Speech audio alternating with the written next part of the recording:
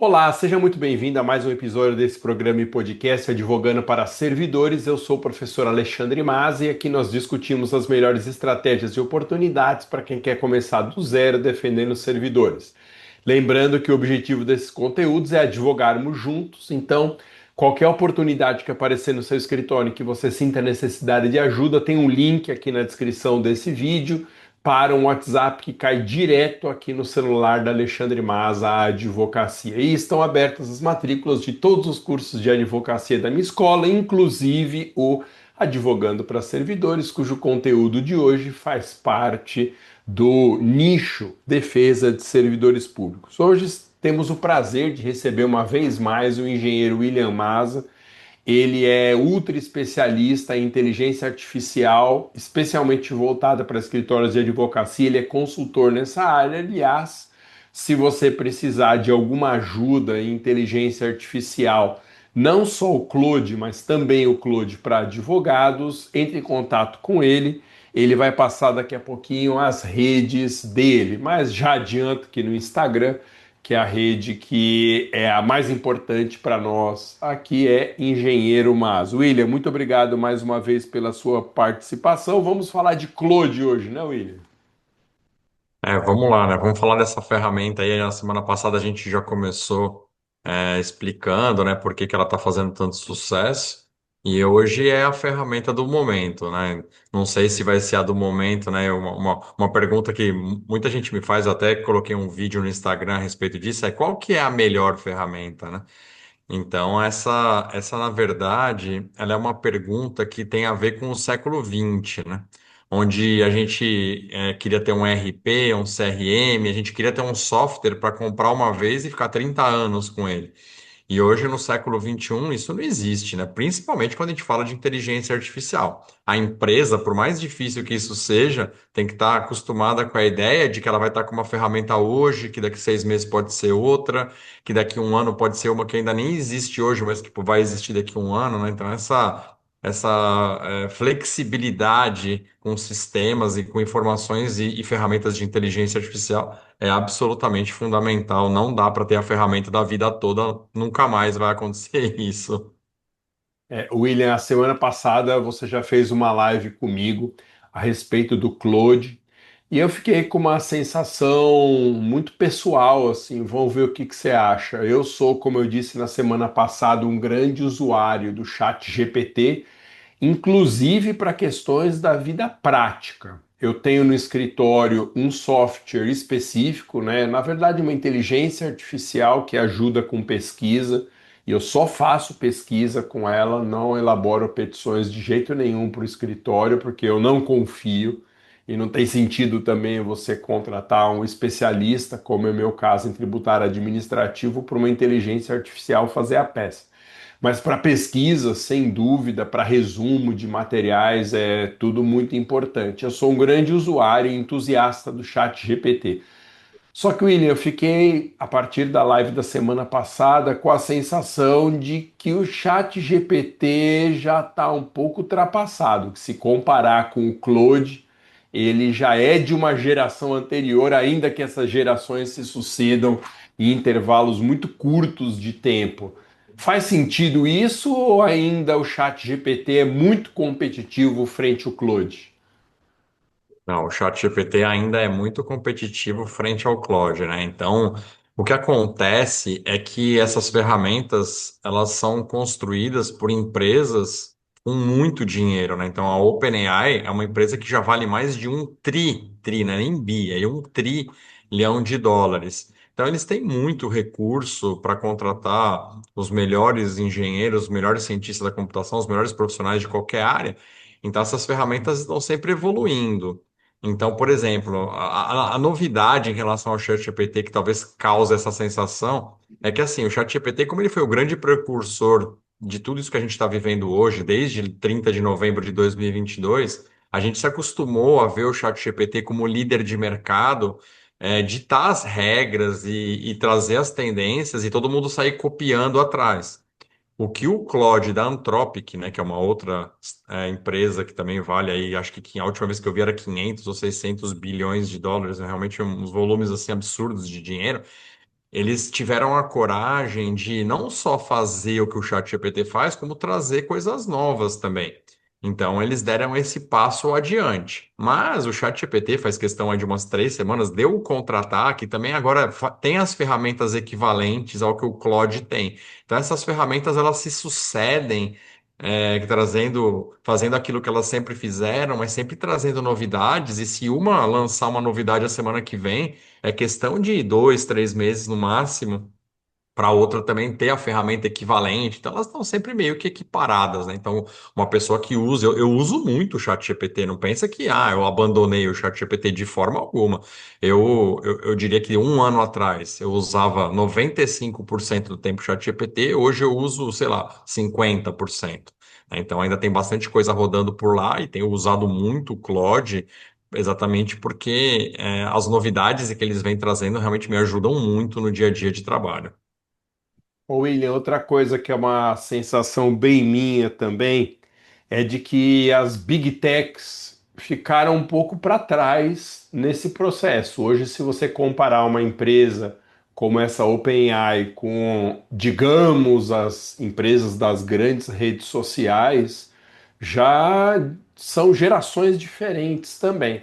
O Gemini, por exemplo, da Google, a Google continua sendo um monstro, né, internacional, mas o Gemini funciona mais ou menos na mesma pegada ou já é uma inteligência artificial inferior? O Gemini já, em relação a essas duas, na minha visão, está ultrapassado, assim, né? Mas isso não quer dizer que a Google nos bastidores não está fazendo alguma coisa que daqui uma semana eles lançam e arrebentam com tudo, assim, né? E é muito verdade isso que você está dizendo, né? Essas empresas de tecnologia chamada de Big Techs, elas são tão grandes, elas ficaram tão enormes que elas têm dificuldade de acompanhar a velocidade das ferramentas de inteligência artificial. E é até estranho falar isso, porque nós estamos falando da Microsoft, nós estamos falando da Google, nós estamos falando de empresas que são referência em tudo que elas fazem, são muito dinâmicas, mas o ritmo da inteligência artificial é um ritmo diferente. E aí, essas empresas que nascem como startups que resolvem um problema, que atuam em uma coisa só, elas têm um nível de agilidade que mesmo uma empresa monstruosa como a Google não consegue acompanhar. Então, elas têm dificuldades e o que elas fazem, eu tenho certeza absoluta que a Google já deve ter tentado comprar a Anthropic, já deve ter tentado comprar a OpenAI lá nos bastidores, isso deve rolar muito, né? Para eles poderem absorver, o que seria ruim, eu diria, né, num aspecto para o consumidor, para nós, porque aí vai entrar lá e vai ser mais um dos 280 departamentos que a empresa tem e não vai ter a mesma atenção. Então, realmente, as Big Techs ficaram para trás, mas esse para trás é bem entre aspas, né, que elas estão ali. Por exemplo, a Meta, em dezembro do ano passado, comprou uma startup chinesa chamada Efeito Borboleta, né, Butterfly Effect, que deu um maior rolo lá com o CAD chinês, né? Eles estão tentando reverter essa compra. Enfim, comprou uma dessas ferramentas que chama Manus, que faz o que o Claude faz o que o ChatGPT faz, mas você percebe que ela não consegue entrar nesse mercado com a mesma força, com a mesma velocidade, também porque já é tão grande que não consegue, sabe, ter a mesma agilidade de empresas menores como a Anthropic e a OpenAI. Pô, eu Aliás, empresas atravessei seu menores, assunto. né? Desculpa. Não, eu ia falar que empresas menores, né? Por exemplo, a OpenAI já vale mais do que a Meta, né? Então, assim, eu falo menor em termos de tamanho, mas de valor de mercado já superou já. Eu coloquei essas dúvidas no começo, acabei prejudicando aqui o tema de hoje, te atrapalhando um pouco. Vamos voltar. É, para quem não assistiu ou ouviu a nossa live da semana passada, dá uma resumida aí o que é o Claude.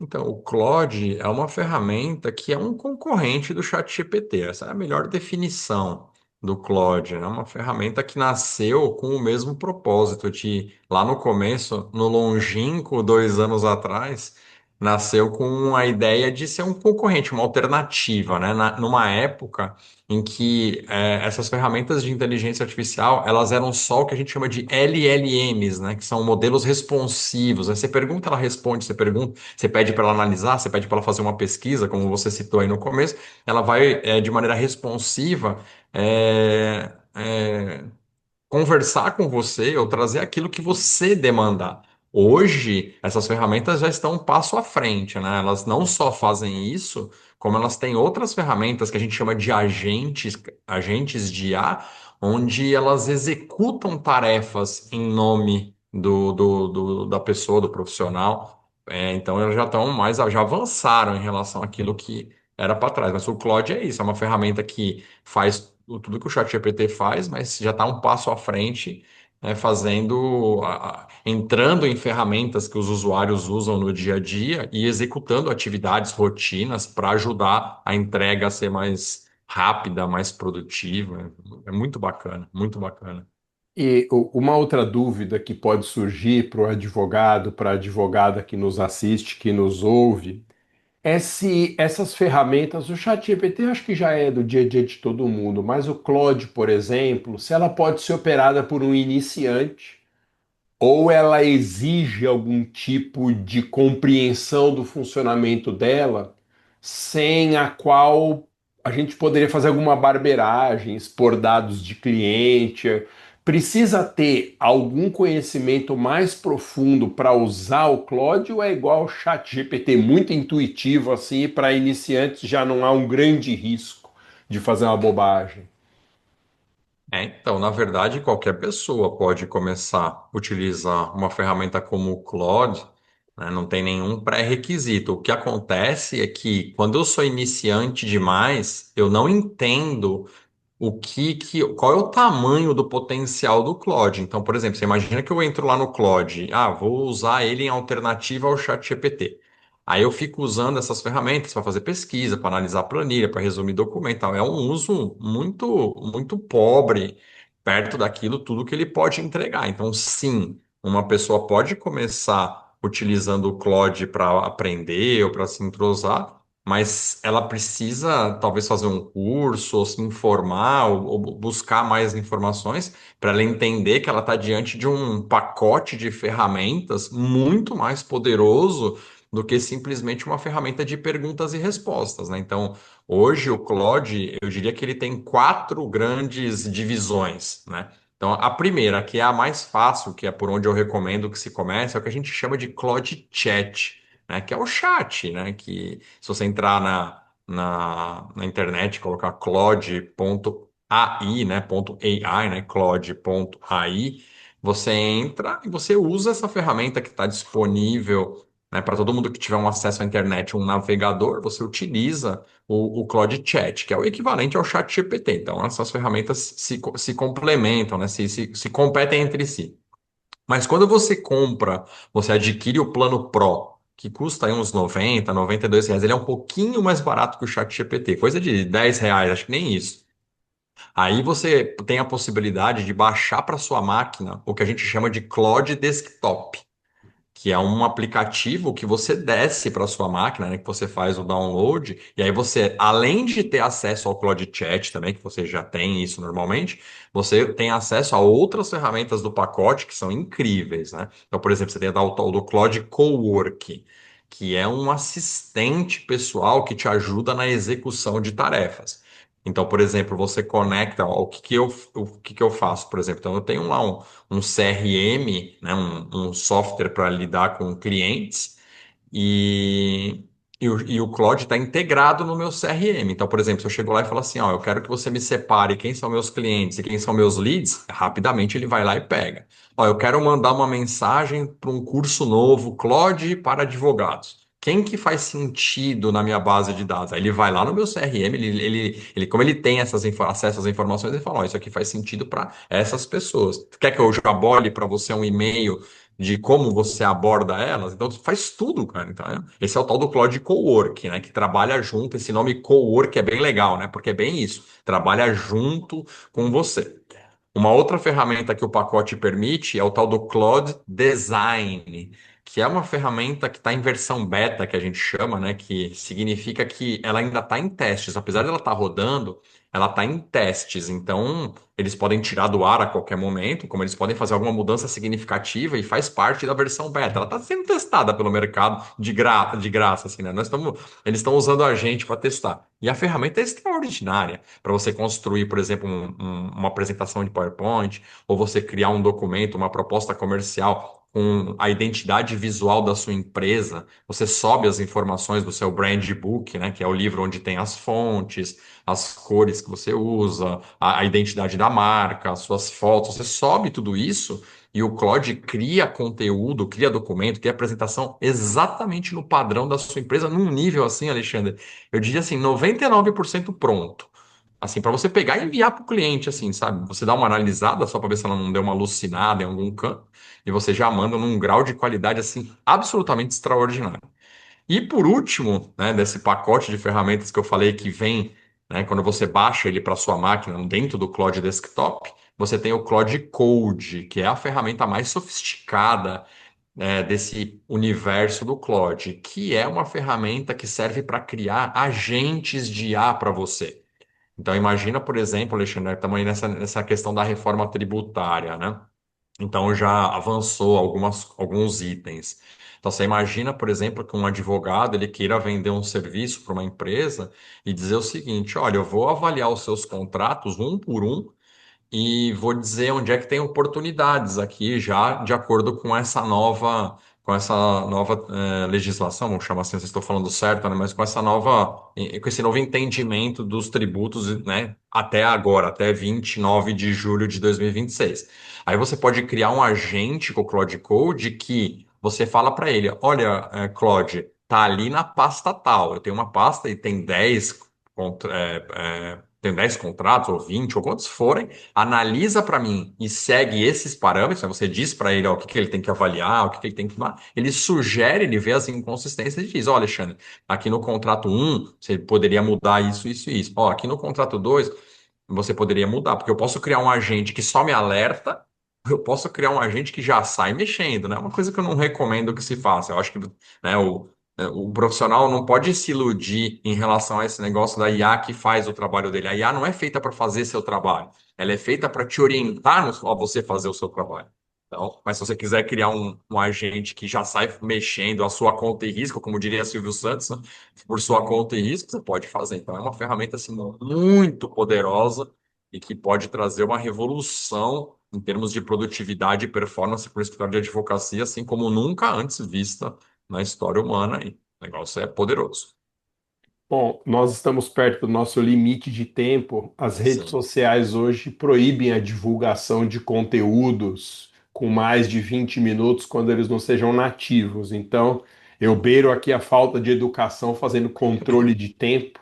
Eu sei que daria para ouvir o William por muito mais tempo por causa do conteúdo que ele tem, e ele cumpre esse papel importante aqui de nos orientar e nos deixar atualizados com essa loucura que é a sucessão de ferramentas de inteligência artificial. Quando a gente começa a aprender uma, ela já está obsoleta, já está ultrapassada por outra muito mais poderosa, mas estamos falando aí de Claude por essas semanas e já deixo aqui o convite para que o William, em outras oportunidades, venha nos atualizar, nós que já temos tanta coisa para atualizar na legislação da advocacia e ainda temos que lidar com essas ferramentas, mas elas são indispensáveis, como ele disse, não para substituir o nosso trabalho, mas para nos ajudar. Muito obrigado, William. Nos veremos numa próxima oportunidade. Essa foi mais uma edição do nosso programa e podcast Advogando para Servidores Públicos. Valeu, obrigado, William. Até a Valeu. próxima. Tchau. Tchau, tchau.